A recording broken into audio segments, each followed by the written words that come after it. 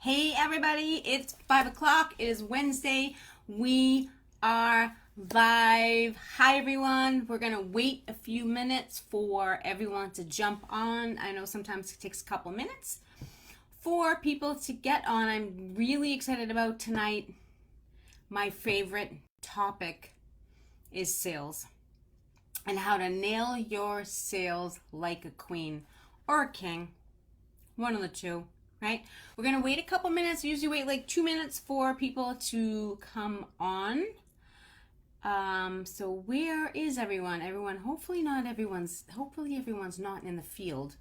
Hope you guys are getting some relief. I know my clients are getting relief. They're slowly but surely getting out of the field and they're super excited. If you're jumping on, just write in the comment. Tell me where you're from. I am from Boston. I'm going to write mine. Hi, everyone. Okay. Boston, Mass. It was freezing up here today. Supposedly we're supposed to be getting 60s. 60s weather and then into the 70s by the weekend. So that's crazy. Hey, Melissa, Texas. Melissa's going to be starting with me on Friday. I'm psyched. I'm totally psyched. Melissa's super motivated and ready to go. Ready to fix some things in her business and get out of the field. What do we got? 1:33. We'll wait a few more minutes. I know, I'm psyched. I'm so psyched to help you. It's going to be awesome. It's going to be so awesome. I love it. We will wait. We get a couple more people coming on. Hey, Victoria. Victoria's my mass girl. Woo! She's going to be starting next week. Her and her husband, David. I'm super psyched. My first Massachusetts client. How awesome is that? Yep, like an hour away. So I actually may get to meet them because they're close to me, which is great. I'll wait a couple more minutes, then I'm going to start tonight, because I know a lot of people watch this on the replay too. But if you're live, then you got to obviously ask live questions and things like that. So I know some people are on a different time zone. So if they're not on Eastern, they're in Central, so they're an hour behind us. If they're over on the West Coast, they're 2 hours, 3 hours behind. So it's only like 3 o'clock over there, or 2 o'clock, 3 o'clock, 4 o'clock. So it's a little different. Over here it's 5. If this goes well and I start having time off.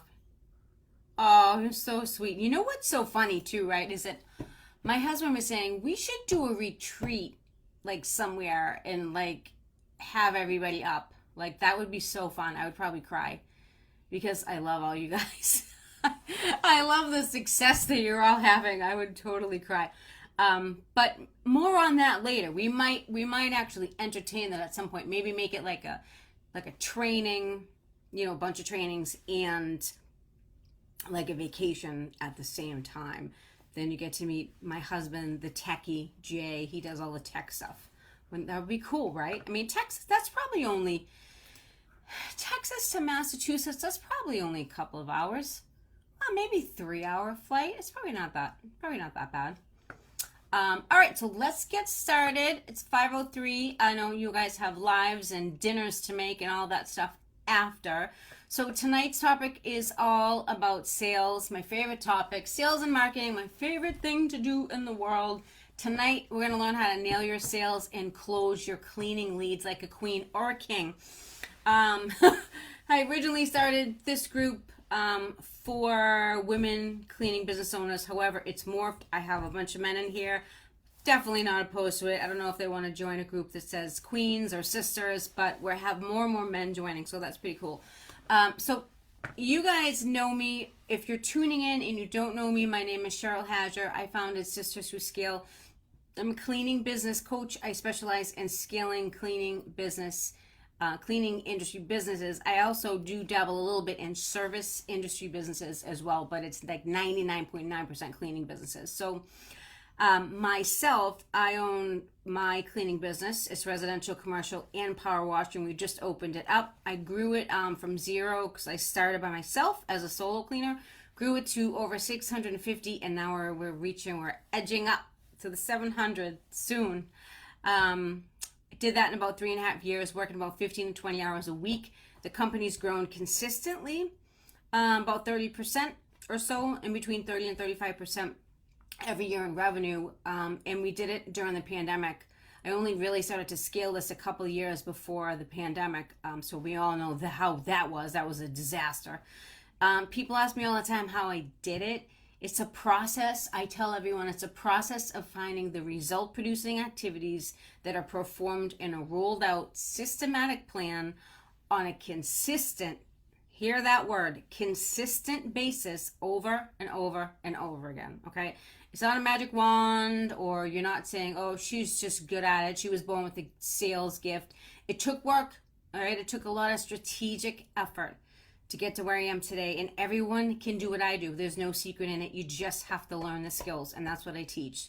So tonight, how do you master the art of the sale? Because I truly, truly believe that you need to master the art of the sale to have that high closing rate.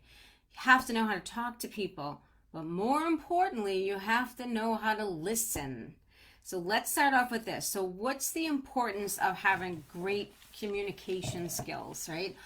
All people who have been successful in sales have mastered the ability to gather information and provide solutions to people's pain in a way that makes your prospect want to do business with you. So you need to be likable, right? You can't be rude. You have to look good, together. You don't have to have all your hair done, but you have to be together, have a company shirt, look neat, when you go to the house and do your estimates. You also need to know how to listen to them. And most salespeople make the mistake of not listening and just shooting off the latest, the greatest specials, right? They don't hear their prospect when they're having an objection to price. You know what I'm saying? They just keep saying, well, we're great and we're this and we're that. That's not what they're saying to you. They think you're too expensive. So how do you answer that, right? So you need to get to know your prospect in that short amount of time so they trust you. You have to know how your prospects learn, what they care about, how they like to communicate, and adapt your strategy according to them. They're not going to adapt according to you. You're going to adapt according to them. So mastering the art of communication is really what you need to focus on. All right? Mastering communication equals mastering sales, mastering conversations. So if you all have pen, a piece of paper, or you're writing it down on your phone, on a computer, whatever, laptop, number one is you have to be present. So all of us are very distracted with ever before. We have pings going on Facebook, Instagram, email, this, that, the other thing, right? Who knows? Ringtones, Apple Watches, all your crap that's going off on your phone, right? All those bells, all those whistles. Put your phone down and be present with your client. Put it away. Leave it in the car if you don't need it, okay? Put it in your pocket. Put it away. Because you have to be fully present to be able to sell your service. So it's understandable that during a client meeting, your thought can wander over to somewhere else, right? And guess what? They can tell. If you're looking away, if you're looking at your phone, they can tell. And if I were that person, that would make me mad. And I probably wouldn't want to do business with you if the person that was trying to sell me a service was distracted. Just because it's understandable doesn't make it acceptable. So you have to dedicate your 100% of your attention to each presentation, each phone call, however you're doing it. Otherwise, you're going to miss the details and make your prospect repeat things they've already told you. Nothing's more annoying than that when someone has to repeat something because you weren't listening. We all know what that feels like, right? That stinks. So 2 is have to know how to listen to your prospect. So as your client is talking, you have to make mental notes. Obviously, you can't write stuff down, but you have to make mental notes of what they're saying. And this is how you can overcome the objections, by paying attention to what they're saying to you. So too often, salespeople are waiting for their turn to talk, right? And thinking about what they're going to say next, instead of truly listening to what the prospect is saying in that conversation. The prospect only wants to know one thing from you. Can what your services offer solve their pain? That's it. They need a house cleaner. You clean houses. You already have the solution. But the solution has to be presented in a perfect bow to them where there's no objections, okay? They have a budget. Does your price fit their budget? That's the number one objection. These are the two biggest things, right? Then you have things like, do you carry insurance? Are you trustworthy? What are your company policies? Do you have any testimonials? Those will start to kind of fall down the line, right? Number 3 is you have to learn how to read body language. So the same sentence said by someone that's smiling, looking directly into your eyes and sitting up straight is received very differently when the speaker is looking away or like slouching, even if they meant the same thing. So you really need to know how to read them, okay? Why? Because body language doesn't lie. Great communicators know how to read other people's body language so they can anticipate the direction of where the conversation is going. I can pick up, as soon as I say price at the table, I can pick up exactly what they're feeling, like almost down to like the words, because I've just been doing this for so long. I can tell if they're okay with it. They need a minute to think about price, okay? And they might say, well, it's a little more than I was willing to, that I was paying before. But then you have to realize that if you've done your homework and you've asked the right questions in the beginning of the conversation, when you were doing the walk through the house, you already know why that old cleaner isn't there anymore. So as soon as he or she says, well, it was a little more than I was paying, you have made that mental note and you know you got to go back to the conversation and you have to say, well, you did tell me they weren't reliable. You just like basically squash the objection. So that's why asking the right questions in the beginning is like super, super important. Okay, is this all making sense? I'm going to check in with you guys. Hey, Bobby and Jackie. Oh my God, Bobby, you would love Jay. You would love him. Let's go to Gloucester. There's a lot of good restaurants in Gloucester. Bobby, you'd love him. You guys be talking like tech stuff or whatever. So number 4 is you need to learn how to mimic their energy. Now, this is surely an art form. It's like body language, like voice tone. It's the voice's pitch, the volume, the speed, even the word choice affects how the words you're actually saying are interpreted, okay? So listen to how your prospect speaks and then imitate them, right? Mirror them. If someone is excitable and happy, you be happy, right? If someone is reserved and quiet, then you just kind of chill out. I'm a pretty excitable person because I drink coffee basically all day, which probably isn't a good thing. Eat coffee and water. I have water too, but I drink a lot of coffee. So I'm naturally like cheery, but if I get to a house and someone's reserved and quiet, I gotta tone it back. Because if I come in all like cheerleady, they're gonna be like, whoa lady, you're like way too much energy. So you definitely don't want to do that. So the key is to meet buyers on their turf, and that means speaking in a way that they are comfortable with, not with your true personality. So that was number 4. Number 5, this is actually iced coffee. I know. I make these like massive ones. I'm a little crazy. Everyone's like, how can you drink so much coffee and go to bed? I'm like, I don't know. So number 5 is you have to be empathetic. So you don't necessarily have to agree with everything your prospect is saying, but you should always at least try and see things from their point of view. Because the best salespeople are always able to connect with their prospects because they actually understand the things their buyers do at work, like every day, the challenges they face. So not only does being empathetic make you more of a likable person, because they'll perceive you as you're listening to them and you're understanding them, so they're going to naturally like you, but it also increases your chances of closing a deal. You know people are busy and the last thing they want to do is clean their house on a Saturday, right? If they have kids in sports, they're running around and they don't want to do it. They don't want to do it. So you come in with the solution, right? Every house cleaning company is going to come in with the same solution, but what makes you different? That's how you have to separate yourself, okay? You're giving them the gift of time. They don't have to clean their house at a price that works for them, and you're likable. You're going to get the job. Reliability, right? You're going to get the job. You know, a lot of house cleaning services are not reliable. They cancel the last minute, right? They have communication issues when they're in the house, so they can't have a conversation with them.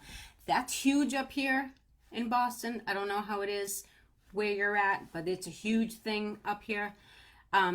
So those things are all super, super important. You want to be empathetic and just kind of, just really listen to them. So number 6, you got to speak their language. Great communicators are able to convince people to buy their service because they can point to specific examples that support the point they're trying to make. So in the case of salespeople, they can show exactly how a product or a feature will help the buyer, right? Providing that solution. So you have to be as specific and as detailed as you can, because the more specific and detailed as you can be in your presentation, the less objections you're going to have. And that is the game. Your key to closing the sale is being a great communicator and being able to speak to them, being able to identify with them. You're going to ask a ton of questions. I asked where they're from, where their kids go to school. And even like Jay in the beginning would be like, why do you ask them so many questions? You're being intrusive. I'm like, no, I'm actually getting to know them and I'm going to close the deals. Watch me, honey. And that's exactly what happened. That's why I'm in charge of that in my company. So you have to learn how to speak their language. Next one is be an expert in what you're selling. So, of course, you can't be specific if you don't have any idea what you're talking about. Okay? You have to know your details, know all about the cleaning industry and the trends in case it comes up in conversation. If you have your company during COVID, if you had it, you know that people were asking the craziest things in the world. Like, people were asking me, like, what level of disinfectant your cleaning products are. I mean, that's just nutty. That's just crazy. When they're going to Home Depot and buying their products, right? So who does that? Like, people would ask, like, the craziest things in the world. But, like, apparently some company did that to them that they came across.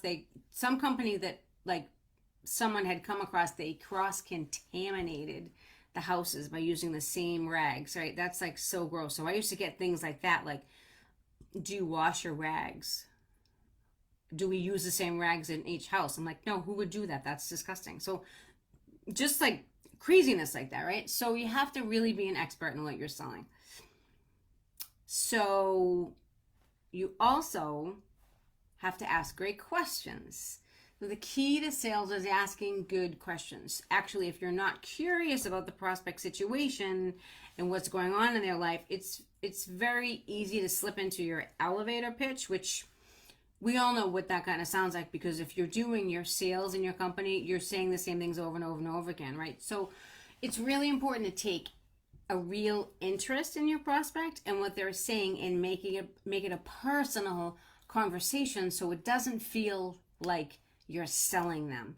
And the more you can make it an easy conversation, the less it's going to feel like a sales pitch. It's going to do two things. It's going to put you at ease.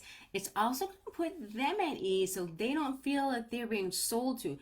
You know the expression, people love to buy, but they hate to be sold to. If it feels pitchy, they're not going to like it. And you're 90%, you're dealing with women. So you have to just talk to the women the way you talk about women things, right? That's how you connect. That's how all us women connect. We talk about women things, right? I was in an estimate today. There was flowers, a couple of flower things, not a lot of furniture, so I could tell. And that she was pregnant. So obviously I knew they had just had a baby shower and they had just moved in. So I focused on that. When's a baby due? She opens up. She's like, oh, I have to have a scheduled C-section. She started telling me all this stuff. I keep rolling with the conversation as she's walking me through the house. And then we sit at the island in the kitchen. I'm going over everything. And she's just talking more about how Pottery Barn, she's not getting her furniture. from Party Barn until July, first world problems, you know what I mean? Going on and on and on. And we're just basically having a conversation, and I'm slipping in little details, and then I did my little spiel thing, whatever. And she's like, oh my God, I love this. This is so professional. I am totally going with you. Like, I just made everything so simple and easy. She could talk to me, and that is how you will love selling. It's not going to feel like an icky sales pitch. Is this making sense before I go on? Preach. Preach, Melissa.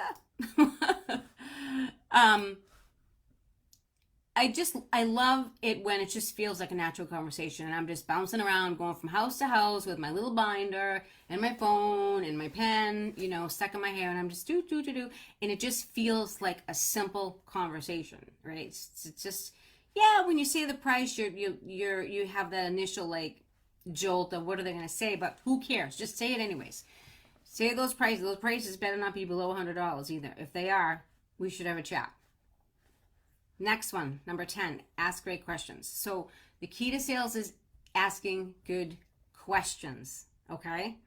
The next one is always meet with the decision maker. This is pretty important.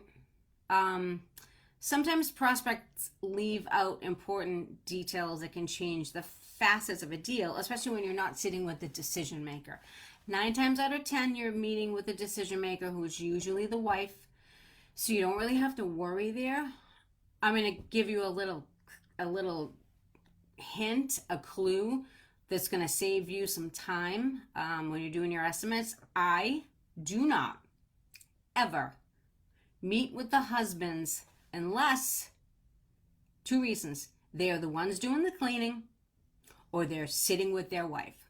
I do not ever meet with the husbands anymore. I used to, and it was a big waste of time. No offense, but usually the woman is in charge of the cleaning, the housework, how everything's organized, and so on and so on. She's the one who's going to understand your language. She gets it because she's the one cleaning. If you make the appointment with the wife and she says, oh, my husband will be home to walk you through, don't do it. Reschedule it.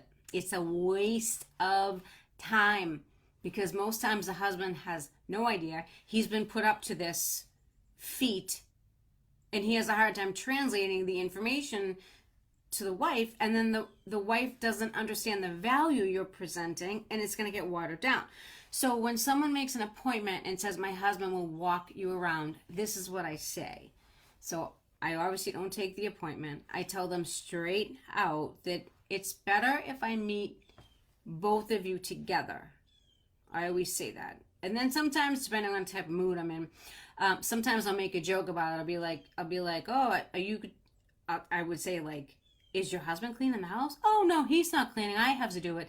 Then I can come back, loop in, and it's really probably better off that I meet with you. When's the best time to meet you? Even if you have to go at night, which a lot of people are back to, they're not working like from home anymore. They're out or whatever, so they're not getting home till like 4 or 5, 6 o'clock. Take the time, go out and meet them later. You have a much better chance of closing the deal if you're with the wife. No offense, Bobby. Rare instances, the husband, we do have one. The husband was responsible for the cleaning, and he was sick of doing it, so that's why he called us and hired us. But usually it's the woman. So, number 12, honesty is the best policy. Just because you're assuming good intent doesn't mean your prospect will. Always be upfront about the questions you can answer. And the questions that you can't answer, just say, I will get that answer back to you. Don't try and make something up. Your prospects won't relax and let their guard down unless they trust you. Okay, so someone can tell someone's faking an answer. So that means always being upfront. When you don't know something, just tell them. Okay, that's very important. And then get back to them later. Call them on the phone, text them if you have a texting, service, a scheduling service that texts out like Jobber, which I love Jobber, by the way. Just get the answer back to them, okay? 13, don't make assumptions. It's very easy to fall into a trap assuming all your prospects will be the same. Just because the first 100 prospects fit a certain profile, had the same problems and processes, doesn't mean the 101st will. This can be difficult because we kind of like to categorize people. So unless you have an independently verified piece of information on your prospect, or they've said these words to you, never make an assumption about their situation, because it only takes a few seconds to actually ask them a follow-up question. Making a prospect feel ignored and forcing them to interrupt you to correct an assumption is a negative ripple effect that you're not going to be able to recover from. That can last you forever. So try not to make any assumptions of the prospects when you're doing these estimates. 14 is be persistent, but don't annoy them. I'm the first person when a quote comes in, I have to actually like hold my hands back when a request comes in on a Sunday, because, you know, I'm technically supposed to be closed and I don't want to respond to them on a Sunday. Like, you have to do that. Even on Saturday. Sometimes on Saturday I may work till like 1. If like requests come in the morning, I will like text message, I'll call them, whatever. But Sunday, no way, Jose. Because what happens is, if you respond to them on the weekends, or like a Saturday night, you're out at dinner at like 7 p.m. and you're responding to a prospect that wants, you know, a walkthrough or an estimate, or a Sunday, what happens is they think it's okay to talk to you, like to reach out to you on the weekends once they're on your schedule. You need some peace. You don't need 300 people reaching out to you on the weekend, right? You need some peace. So you need to teach them how to do business with you. So tie your hands behind your back. Don't pick up the phone and answer them on a Sunday. Okay? Don't do that. I urge you. I used to do it, and then all of a sudden I'd be getting eaten alive by all these messages. Why? Because I was answering everyone on a Sunday like a dummy. So don't do that. So be persistent, but don't annoy them. There's a fine line between persistence and pestering.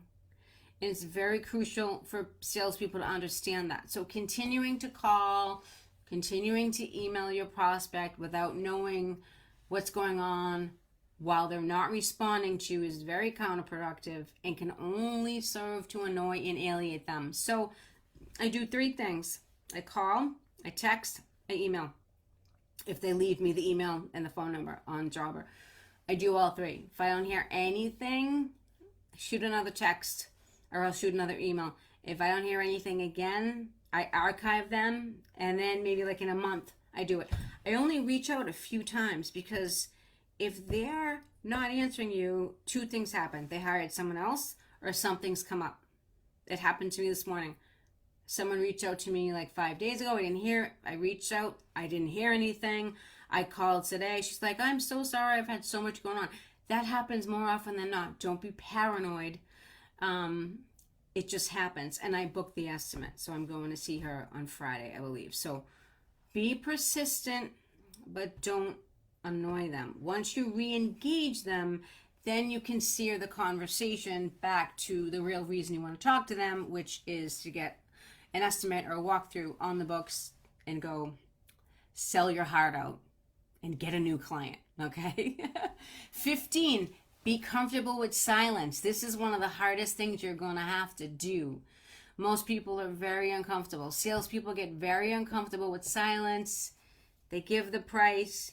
You have to sit there and you have to let your prospect think about the price, swallow the price, have a reaction, sit there for a minute. Don't start babbling on and saying other things.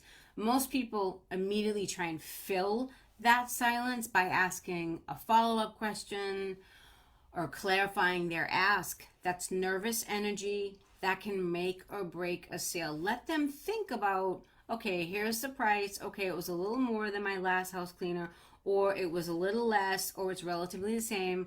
Let them think about it and have a reaction on the price. Don't start saying, if they're silent, don't say anything. Don't backtrack and be like, oh, is it too expensive? Like, don't go into that, oh, we'll give you a discount. No discounts. No discounts. That's what I teach. No discounts. They have you in their house because they don't want to do the work. There's a premium on what you charge. You are worth every penny of what you do because you know house cleaning is hard. 99% of you have either been in the house or still in the house is cleaning, you're half in, half out, or whatever. You know this is hard work. They need to pay a premium or they don't need to be on your schedule. Period. End of story. I get excited because I want everyone to make money. I don't want to hear these $90 cleans. See you later. Off the schedule. Here comes the Boston drawl comes out when I start getting when I have a couple glasses of wine and when I start getting passionate, you'll hear the Boston, you'll hear the Southie. It comes out. Victoria knows what that sounds like. She's from Massachusetts. So it's very difficult to sit in silence, but you have to get comfortable with it. So try pausing like for 3 to 5 seconds right before speaking. That way you're not interrupting them, okay? And or if they're having an important thought, like they're thinking, don't interrupt that thinking pattern because you're setting a precedent that silence is welcome in your conversations. That is okay. Any questions so far? My phone is ringing. Any questions so far? Would you rather give the price? Hold on 1 second. A lot of people in my area hire only personal cleaners. Okay, hi Amber. Personal cleaners because they find companies are too expensive. It depends what the prices is. It depends what your target market is, your price point, the areas you're cleaning. Amber, where are you from? Let me know where you're from. Bobby, would you rather give the price there or wait and give them the one after? I give prices unless it's like, well, I don't take the big 5,000 square foot houses on anymore. The only ones I don't give prices on the spot are commercial. I give the prices for my residential right away. You know why? Because I don't want someone else coming in and someone else having an estimate and maybe they know they clean the neighbor's house or something. I've done like thousands of them, so you get good at it after you do it. So give the prices right in person, because then you can get a read on them, and then you're not dealing with any extra stuff. Like what if they decide they want a deep clean instead of this or that. Like just lay it all on the line. Give them a price for a reoccurring clean, give them a price for a deep clean, see where they're at, ask them questions. I give them a price for both, and I ask them right in front of them, right when they're looking at the prices, which one's a good fit for you. Did you want to start with a deep clean? I want to know like what I'm doing. Like I have a piece of paper, I write all the prices down, I give them something like that. Then I go back, I go to Jobber, I write up a formal quote, send it to them where they put their credit card on, approve it, and that whole stuff. So that's what it looks like. I want to give them as much information as possible so they have no objections and I can close that deal as quickly as possible. I hope that makes sense. I know you wait right now. And I know you're going to start to go out and do the walkthroughs, Bobby. So I know you have the guts to do it. You should start giving prices right on the spot. See, because then you're going to get a gauge and then you're going to feel what that feels like to be in front of someone, and you're going to be able to read their body language, and you're going to get so good at it after you do it over and over and over. So try that. Give them prices right out. You're not afraid of doing it. Dealing with all those crazy people in the restaurant. You're not afraid of doing that. So give them prices right away. Yeah. I know, Bobby, you never get offended by anything I say. That's good. Maybe because you're a guy. Amber, Montreal, Canada. Okay. All right. Personal cleaners at 30 per hour. Companies are at 50. Yeah, 30's tough. So the only thing about the personal cleaners, or solo cleaners as we call them over here, is that sometimes they're not reliable. Have you ever found that they're not reliable? We pick up a lot of clients that have had personal cleaners but they're not reliable. They move back to their country, or stuff like they didn't take credit cards. Like there's all these things. People like structure. So if you come with a value package at your walkthrough and it's all structured and organized and you have your tech, right? Tech is huge. If you have your tech and I explain to them right there, like what the whole process looks like for my company. They like the organization. The personal cleaners don't have the organization. I don't care who you are. They don't have it. I was one. I was a solo cleaner for a long time. So it's all about presenting value so they can see why you're actually better than having a personal cleaner.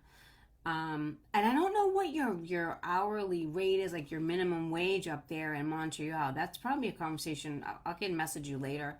We can talk more about that if you want. Melissa, I do mine right then and there. Yep, throw it out there. Rip off the Band-Aid. Here's the price. Take it or leave it.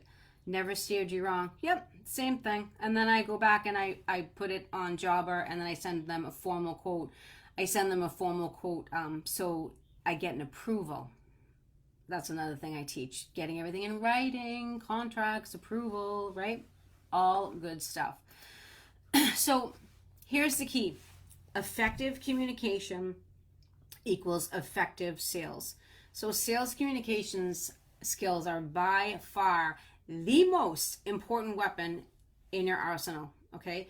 Make sure you keep your skills relevant to the person you're talking to, and practice this stuff before it works. Like, try some of these things at your next walkthrough. I guarantee you they'll help you. Practice in the mirror. I know that sounds ridiculous. I know we did a role playing yesterday with Jackie and Bobby on our call. Jackie was uncomfortable. I'm like, come on, let's go. I'm a prospect. What are you saying to me? But that's how you learn. So if you're gonna practice with someone, one of your loved ones, so like it doesn't feel, so it's okay if you're goofy in front of them. Like, it's okay. Oh my God. So if any of you are having problems with getting more sales and you don't know where the disconnect is, we should have a chat. I may have one spot open left for private coaching. However, my group program is pretty much done. I'm psyched. I'm so psyched. I've been working on a group program. I have a waiting list for the group program. I think there's 15 people that have signed up just to get the information about it, okay? It's going to be awesome. It's going to have the same material as the private, okay? My private clients, they just get more one-on-one attention, okay? That's the difference. It's the same material. I would never not educate someone just because they're doing a group program as opposed to the private. The private, however, you get more one-on-one time. We talk in between, like the Zooms and stuff. Like, we talk on Messenger and email, so a lot more stuff can get done like that. So it's, of course, it's private. It's going to be more support. But the group program has the same exact information. There's going to be a membership portal. You can log in. It's going to have all the info, all the homework, because I give homework and I want things to be submitted just so I can see what your progress is on. Let me just say this. The program is 100 pages. It's not small. It's not 20 pages, it's 100 pages. Yeah. It's 11 modules with 100 documents in it. Anyways, so it's all inclusive. Like I said, it's a subscription program. It's a little bit cheaper than the private, okay? But because you don't get the same level, you still get support, but you don't get that one-on-one time, because it's done like you submit your work and everything's done like in a group thing. So if you want more information about that, I will post tonight the form in the group. All you do is fill it out, put your name, put your email. If you want to get on the waiting list, as soon as the program is done, if everything goes right, the program's going to be done within 2 weeks. It's going to be done, ready to launch, ready to sign in, ready to be done. So what I'm going to do, put your name on the list. I'm going to contact you. What I'm going to do, I jump on Zoom calls to kind of do a strategy call, is what I call it. And then I'm going to tell you all about it, see where you're at in your business, see where you need help with, okay? It's going to be awesome because I'm going to get to help more people because I'm at capacity. I'm at capacity right now, and I don't want to be at capacity, but there's only so many hours in the day, okay? It's my mission to help as many cleaning business owners as I can because I've been there. I was in the field 5 days a week, 6 days a week. Sometimes I'd work on Saturdays like a screwball. Sometimes I'd be working like crazy. But I just want to help as many people as I can because I know what it's like to struggle. I've been there. I have been there. So look out for the form. If you know anyone in the cleaning business that's having the same struggles, invite them to the group. The more the merrier. We're cool over here. And I hope hope that you all have a wonderful evening. Let me see if there's any more questions before I jump off. Jackie, right? Wasn't that funny yesterday? Oh my God, Jackie, you're going to be great. You're great now. Don't even worry about it. Come on. Bobby, when you give a price to the wife, yep. And she says, let me talk to the husband. What's a good rebuttal? So I usually tell them to talk to the husband. So I kind of like take the words like out of their mouth. So you can tell when you're when you're sitting with a woman that makes a decision, she's probably going to tell you she makes the decisions. Usually women that are forward like that will be like, oh no, he doesn't clean. He leaves his underwear everywhere. No, I'm in charge. Or if she's a little bit more reserved, so you could say something like this. I'm trying to think if it's happened to me. I'm trying to think. Yeah, I mean, it has happened to me. You could say this. You could be like, what do you think he's going to say? And just let them answer you. So then by saying that, you're getting more information on, like, if she doesn't have a job, which nowadays every woman has a job, but if she doesn't have a job, it's going to be more of the husband's decision. So most women nowadays are both working, so they're the ones that are usually paying for the cleaning service. So ask who does the cleaning in the house. So the person that does the cleaning in the house is really the one that should be making the decision. So there's a couple of ways you can go with that, but I would just say, what do you think you're going to say? You don't want to get like real like car salesman sleazy, like, oh, well, he would want to make you happy, right? Don't say sleazy things like that. That's not going to work. But yeah, try that. But you're not gonna hear it that much. You'll hear it a little bit, and then if you've done your job and you've presented a good amount of value, you've done your best. If someone's gonna come in and undercut you and promise them the world and charge $60, have at it, because you know that service is going to be crappy. You know they're not going to be reliable, and then they're going to cancel like the last minute, like the hour before, and be like, my car won't start, I can't come today. Well, if you're dealing with a professional company, you pay a premium for stuff like that so it doesn't happen. So don't worry about that too much. That's me and my life. What is this referring to, Melissa? Just comment if I don't see it, so I want to know. I hope that was helpful tonight. If you're catching it on the replay, say hi. Let me know where you're from. I know we have people from like all over the country. It's so cool. I love it. It's like amazing. Everyone all over the country that's like popping on there. I wear the pants. I could tell that on the call, Melissa. You wear the pants in the family. I do too. I was a single parent when I started my company, so I wore the pants for a long time. I still wear the pants. Who's kidding who? Anyways, you guys have fabulous. Have a great evening. I'm going to go make some dinner. It's 5:45 over here. I will see you all next week. All right. Have a great weekend. See you later. Bye.